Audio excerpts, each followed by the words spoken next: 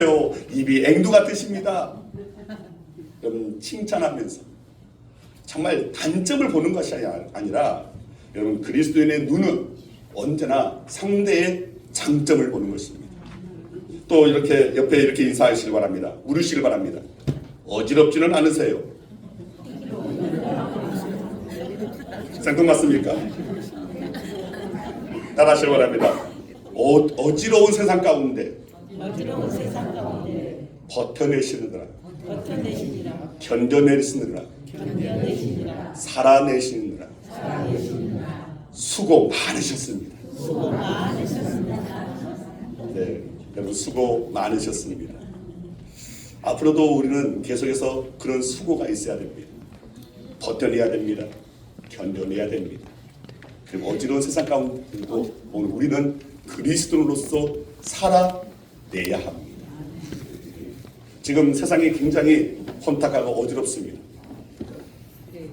자든 우든 여러분 우리는 언제나 그리스도인의 자리에 있다는 사실을 잊어서는 안 됩니다. 여러분 정신적 성향과 지향점 그것은 저는 여러분들한테 뭐 여기에 대해서 뭐 나무라지도 않고 또 여기에 대해서 말씀드리지 않습니다. 그러나 우리는 언제나 잊지 말아야 할 것은 나는 그리스도입니다. 이 사실을 여러분 꼭 염두에 두시길 바랍니다. 그리스도인의 자리에 서시길 바라고 그리스도인의 삶의 모습을 갖추시길 바라고 그리스도로서 우리는 세상을 살아낼 수 있는 언제나 주님과 함께 나아가는 저와 여러분의 삶이 되어야 할 줄 믿습니다. 여러분 예수님은 우리를 향하여서 수고하고 무거운 짐진 자들아라고 칭하셨습니다. 네 맞습니다. 너무나 우리의 인생을 너무나 잘 아시는 주님께서 수고하고 있구나. 너 너무나 무거운 짐을 짊어지고 있구나라고 그렇게 말씀을 하시는 겁니다. 이 말씀에서 수고한다라는 말의 뜻은 능동적으로 애쓰는 것을 말합니다. 그러니까 자기가 무엇인가를 얻기 위해서 땀 흘려 애쓰는 것을 말합니다. 무엇인가를 이루기 위해서 혼신을 기울여 노력하는 것을 말합니다. 그 다음 무거운 짐을 진다라는 것은 수동적으로 무엇인가 짓눌려 있는 상태를 말합니다. 죄책감에 짓눌려 있는 상태 또는 자녀들을 먹여 살려야 하는 가장으로서의 책임감에 짓눌려 있는 상태 경쟁의 소용돌이에 휘말려서 중압감에 시달려 있는 상태를 말합니다. 어떻게 하다가 빚을 진 분이 있습니다. 갚기로 한 기한이 지났습니다. 그러나 갚을 길은 없습니다. 채권자를 보기만 해도 가슴이 철렁 내려앉습니다. 무엇을 해도 즐겁지가 않습니다. 늘 무엇인가가 가슴 한 곳을 짓누르는 것 같고 너무나 답답하고 너무나 고뇌 가운데 살아갈 수밖에 없습니다. 이것이 바로 무거운 짐이라고 할 수가 있습니다. 이처럼 사람들은 인생을 살아가면서 알게 모르게 무거운 짐에 짓눌려서 살아갑니다. 삶의 무게에 허덕이면서 그 심신이 정말 피곤하고 고난, 아주 곤고한 지경에 이르게 된다는 것입니다. 예수님은 이런 우리들을 불쌍히 여기시고 초청하고 계십니다. 수고하고 무거운 짐진 자들아 다 내게로 오라. 내가 너희를 쉬게 하리라. 여러분 이 말씀은 우리의 모든 수고를 덜어주시겠다라는 말씀입니다. 그리고 우리의 모든 무거운 짐을 벗겨내 주시겠다라는 말씀이고 그래서 참된 안식을 오늘 우리로 하여금 누리게끔 해 주시겠다라는 말씀입니다. 어떤 분이 리어카에 짐을 잔뜩 싣고 언덕을 오르고 있었습니다. 자, 너무 힘이 들어서 쩔쩔매고 있었습니다. 그래서 지나가던 어떤 이들이 보고서 함께 힘을 보탭니다. 뒤에서 밀고 앞에서 끌어당깁니다. 그러다가 아예 한 사람이 당신은 조금 좀 쉬라고 내가 갈 테니까 좀 쉬라고 대신 끌고 갑니다. 바로 이것입니다. 예수님께서는 우리가 수고하고 무거운 짐을 지고 가는 것을 아주 안쓰럽고 안타깝게 여기신 것입니다. 어떻게 해서든지 도와주려고 하셨습니다. 그래서 우리가 져야 할 짐을 우리가 져야 할 십자가를 대신 져 주신 것입니다. 그렇게 해서 우리에게 참된 쉼과 안식을 주셨습니다. 그런데 마태복음 11장 29절 말씀을 보면 내 멍에를 메라라고 말씀하십니다. 바로 앞절에 수고하고 무거운 짐진 다 내게로 와 내가 너희를 쉬게 하겠다라고 말씀하셨는데 그 다음 절에 내 멍에를 메라라고 말씀하신 겁니다. 우리의 수고와 무거운 짐을 벗으라고 말씀하시면서 이번에는 주님의 멍에를 메라고 말씀하십니다. 그동안 우리가 스스로 짊어지고 가던 인생의 수고와 그 무거운 짐을 벗게 하신 후에 주님은 우리에게 다른 짐을 지라고 말씀하시는 겁니다. 그러면서 그 짐은 너희가 이제껏 진 짐과 비교할 수 없을 정도로 쉽고 가볍다라고 말씀을 하십니다. 오늘 두 번째 본문인 이 갈라디아서 6장의 본문은 바로 이것을 말합니다. 쉽고 가볍다 하시는 그 짐에 대해서 설명하고 있는 말씀입니다. 주님께서 우리에게 매라 하신 그 주님의 멍에를, 그 멍에가 무엇인지를 우리에게 말씀하고 있는 겁니다. 오늘 이 갈라디아서 이 본문은 우리가 져야 할 짐을 두 가지로 설명하고 있습니다. 첫째는 내게 맡기신 짐을 지라고 하셨습니다.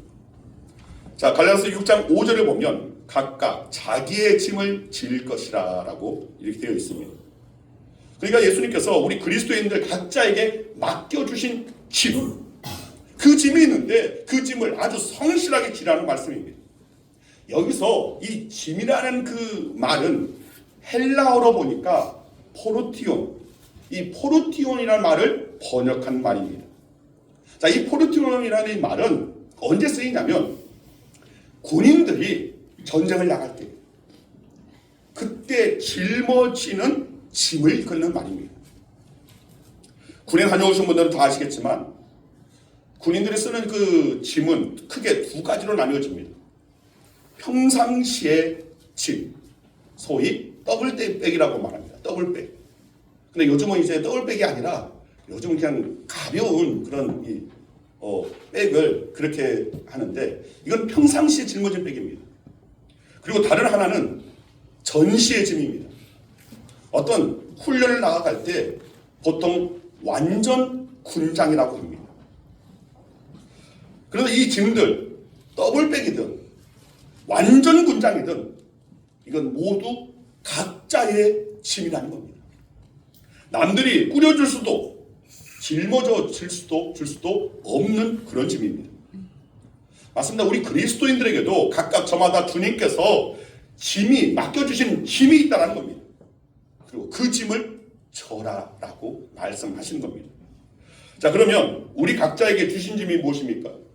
고린도전서 12장 28절 말씀 함께 읽겠습니다. 하나님이 교회 중에 몇을 세우셨으니 첫째는 사도요, 둘째는 선지자요, 셋째는 교사요, 그 다음은 능력을 행하는 자요, 그 다음은 병 고치는 은사와 서로 돕는 것과 다스리는 것과 각종 방언을 말하는 것이다. 자, 이 말씀은 주님께서 우리 성도들 각자에게 걸맞은 직을 주셨다는 것입니다. 나름의 은사를 주셨다는 겁니다. 나름대로 우리가 짊어져야 할 짐을, 그것을 달란트를 우리에게 맡기셨다는 겁니다. 그렇기 때문에 그 직을 아주 성실히 수행하라는 말입니다. 결국 주님께서 우리에게 맡기신 짐은 바로 사명의 짐입니다. 주님께서는 우리에게 교회에서, 가정에서, 또 직장에서 감당해야 할 각자의 사명을 맡기신다는 겁니다. 그리고 그 현장으로 우리를 보내셨습니다. 맞습니다. 지금 세상이 너무 어지럽다 보니까 이런 말씀을 안 드릴 수가 없습니다. 그러나 분명히 세상은 갈라치게 하고 서로 나뉘어지고, 그런데 이 편에도 그 안에도 그리스도인이 있을 것이고 저편에서도 분명히 그 안에 그리스도인이 있을 겁니다. 근데 문제는 무엇입니까? 그리스도인답지 못하게 존재한다면 과연 그 사람들이 그리스도라고 말할 수 있을까? 저는 정말 세상이 어지러운 가운데 교회가, 또 그리스도인들이 선한 영향력을 끼쳤으면 하는 바람입니다. 서로 상대방을 향해서 손가락질하고 비난하고 정죄할 것이 아니라 못장을 죽이는 듯한 오늘 그런 저주의 말을 쏟아 부을 것이 아니라 할 수만 있다면 그리스도인들이 서로 간에 합의를 하고 하나 되고 함께하고 더 나은 더 긍정적인 방향으로 나아가게끔 하는 그런 역할을 감당해야 한다는 겁니다. 여러분들이 각자의 세상 가운데서 이런 정치적인 요즘 이렇게 상황 가운데서 여러분의 삶의 현장에서 정치에 대한 이야기가 분명히 빠짐없이 계속해서 그 정치 이야기를 하게 될 겁니다. 그리고 이편 저편 이것이 맞다 저것이 맞다라고 서로 나뉘어질 겁니다. 그러나 우리 그리스도인들은 그런 세상 편에서 있어야 할 자들이 아닙니다. 그리스도인들은 언제나 신앙의 자리에서 하나님께서 우리에게 맡겨진 것인 그 사명을 감당해야 한다는 것입니다. 그 일은 빛의 사명이고 소금의 사명입니다. 선한 영향을 끼치는 것입니다. 악한 영향을 끼쳐서는 안 됩니다. 상대방을 죽이는 그런 일을 해서는 안 됩니다. 오늘 우리는 우리에게 맡겨주시는 각자의 그 사명의 짐을 분명히 그리스도 안에서 내게 주시는 그 사명, 이것을 깨닫고 나아간다면 분명히 그 어떤 자리에서도 우리는 십자가의 그 빛이 정말 찬란하게 빛나게끔 그 영향력이 바로 우리 성도들 각자를 통하여서 나타나게 될 줄 믿습니다. 9일 동안 천국 만들기라는 글이 있습니다.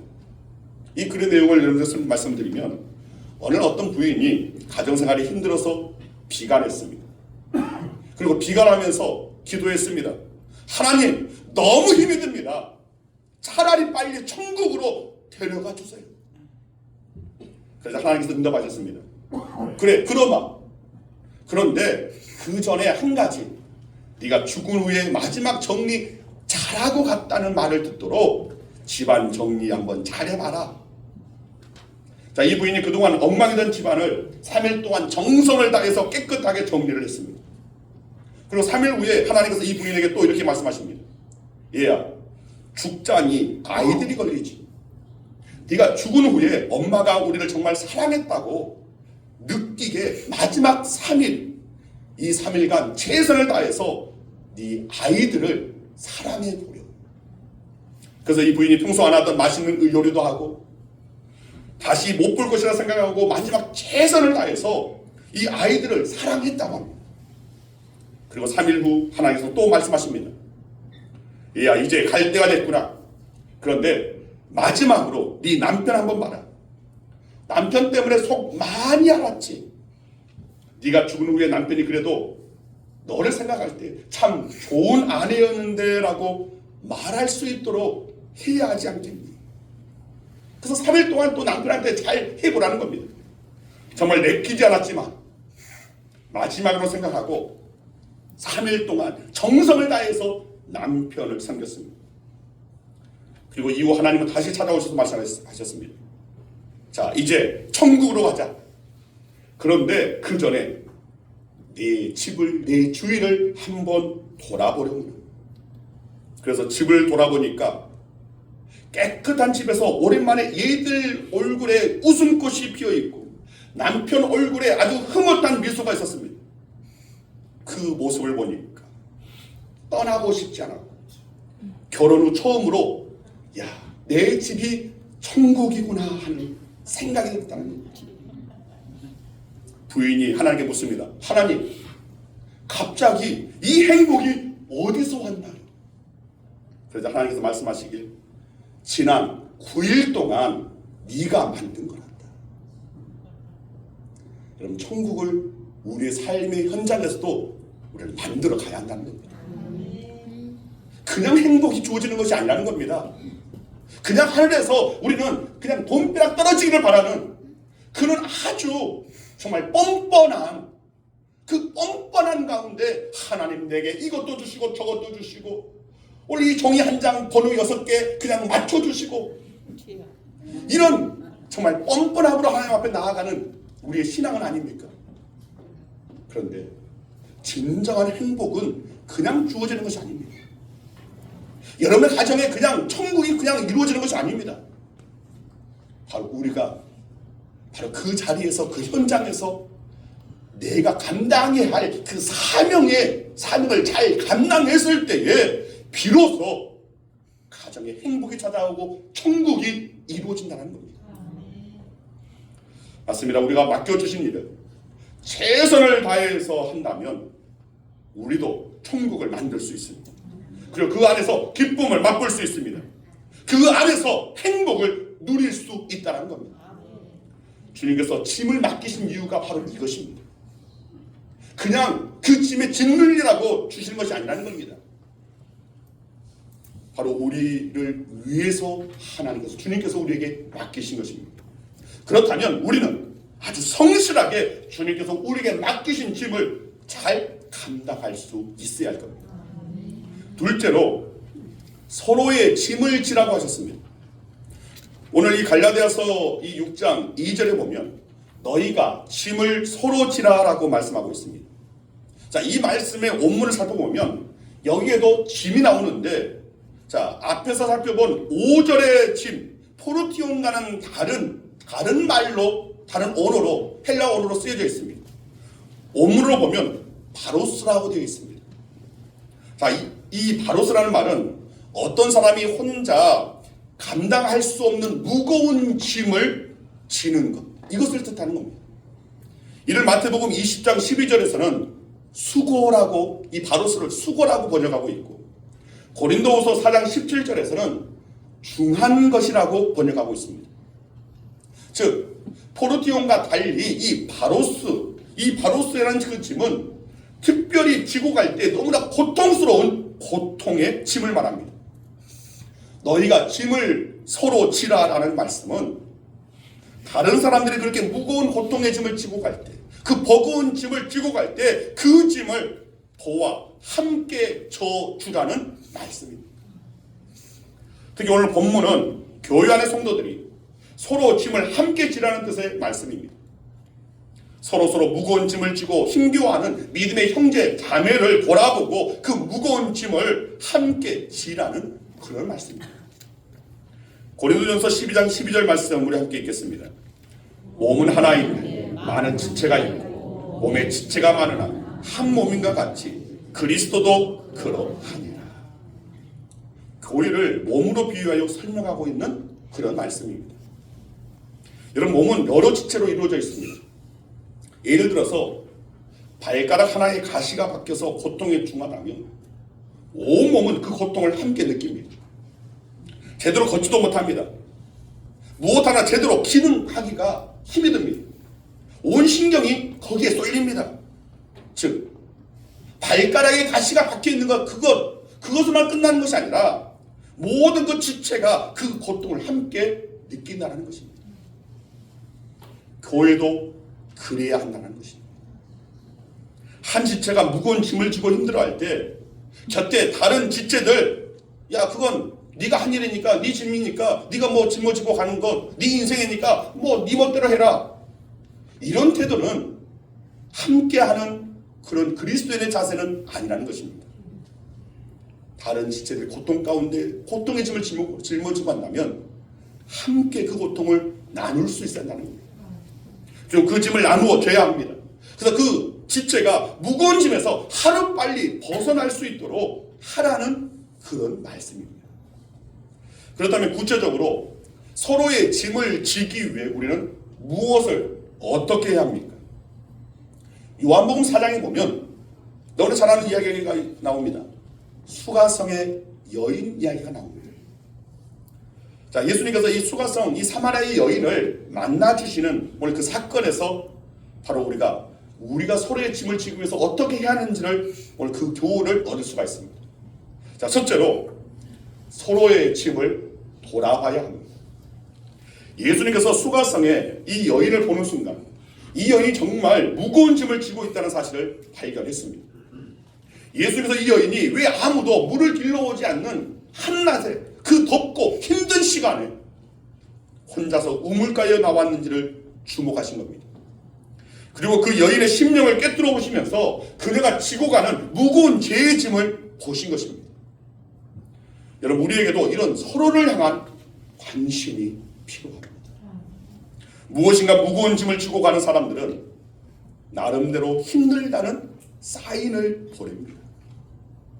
자존심 때문에 드러내놓고 말을 하지 못해도 그냥 그 자세히 들여다보면 그 사인을 읽을 수 있다는 겁니다. 우리가 사랑하는 마음으로 돌아보면 그 무거운 짐을 볼 수 있는 겁니다. 둘째로, 다가가야 합니다. 예수님께서는 수가성 여인에게 다가가셨습니다. 아니, 어쩌면 일부러 이 여인을 만나시기 위해 평상시라면 요단 강가로 우회해서 가시던 길을 일부러 사마리아 지경 수가성을 통과하셨는지도 모릅니다. 그리고 유대인은 사마리아 사람과 만나 대화하지도 않고, 더더욱 유대인 남자가 사마리아의 여인과 공공장소에서 대화를 나눈다는 것은 있을 수 없는 일이었습니다. 그러나 주님은 이 여인에게 다가가셨습니다. 우리도 무거운 짐을 지고 있는 사람들 향해 다가가야 합니다. 그냥 뭔 말지에서 이렇쿵 저렇쿵 말만 할 것이 아니라 그 사람의 속사정도 들어보지도 않고 저 사람 왜 저래? 저렇게 행동하면 되나?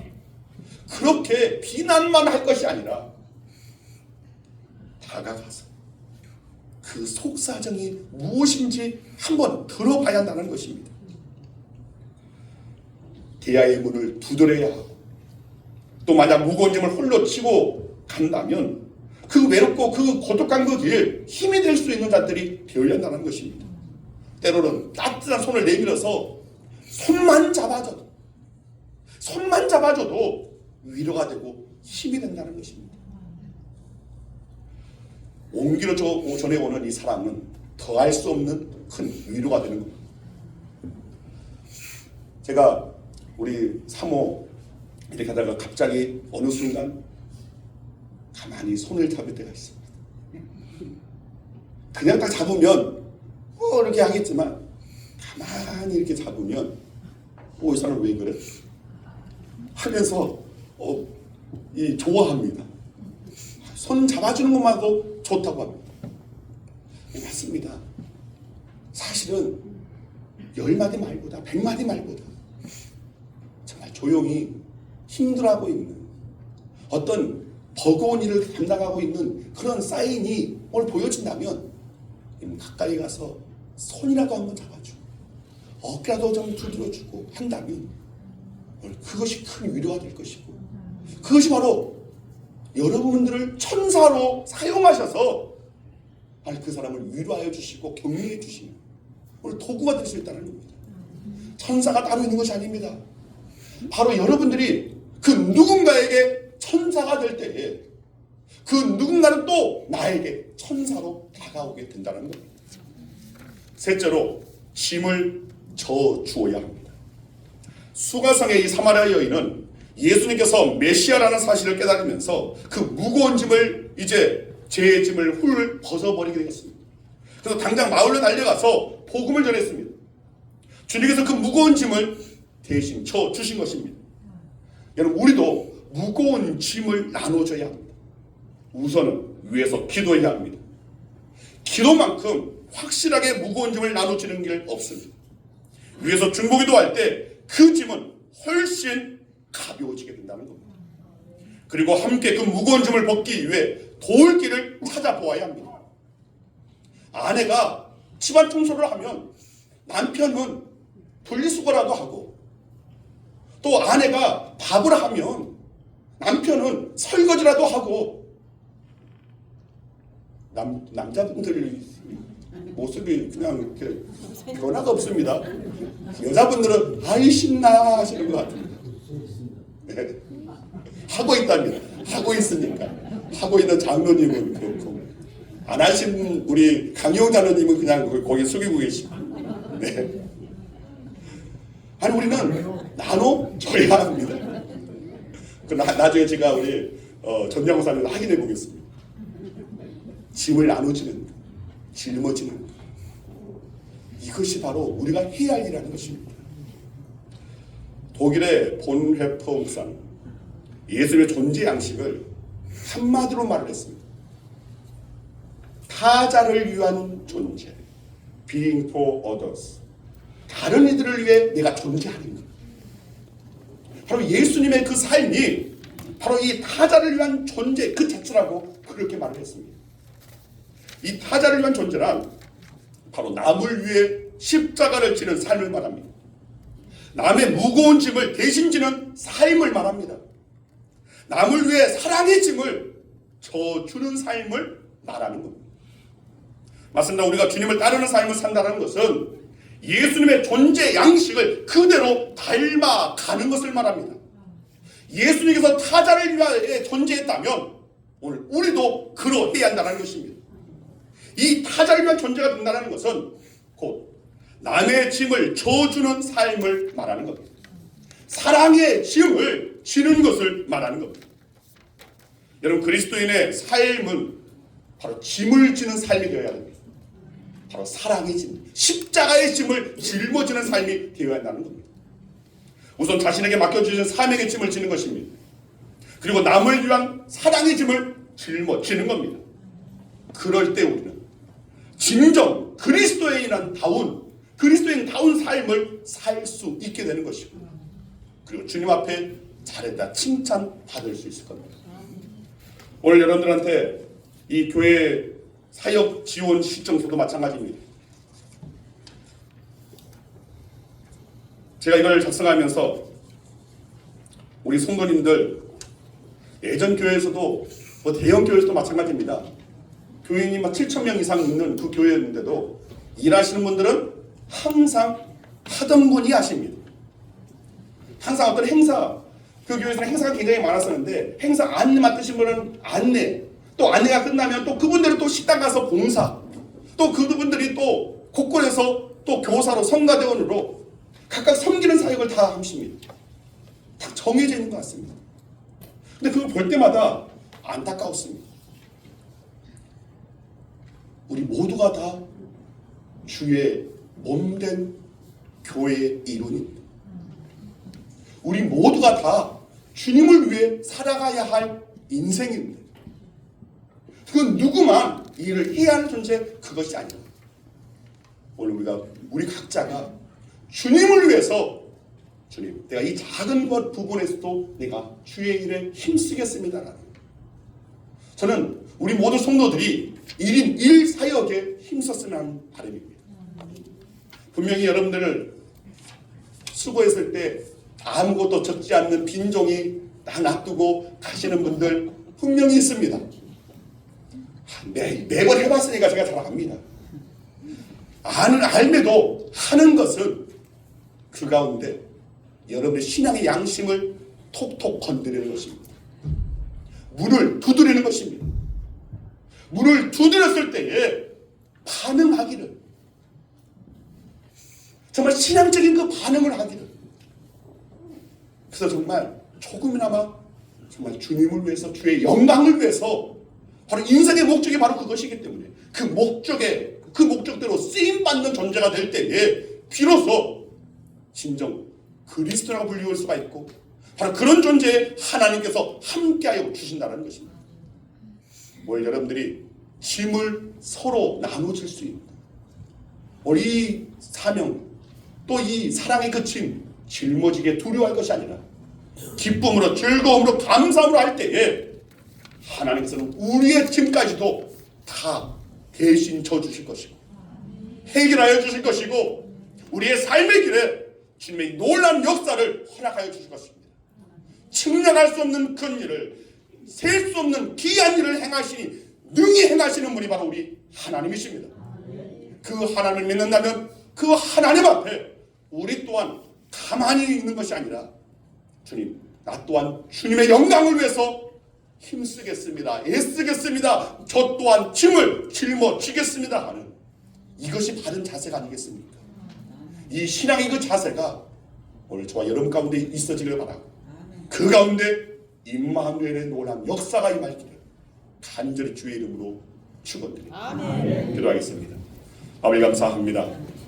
짐을 서로 지라, 오늘 주님의 말씀 가운데 주님, 저희들이 때때로 세상 가운데서 세상의 짐만을 짊어지고 그것이 전부인 양 나아가지만 주님, 이젠 그 짐은 다 주님 앞에 내어 맡기고 주님께서 우리에게 맡기신 그 짐을 짊어질 수 있는 저희들 되어지기를 원합니다. 사명의 짐을 지기를 원합니다.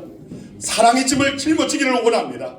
그리하여 주의 몸된 교회를 세우고 주의 영광을 올려드리는 진정 그리스도로 존재하고 그리스도의 삶을 살아낼 수 있는 저희들 되게 하여 주시옵소서. 그럴 때 바로 저희의 삶 가운데 관여하여 주시고 역사하여 주시고 섭리하여 주시는 주의 영광이 나타나게 될 줄 믿사옵니다.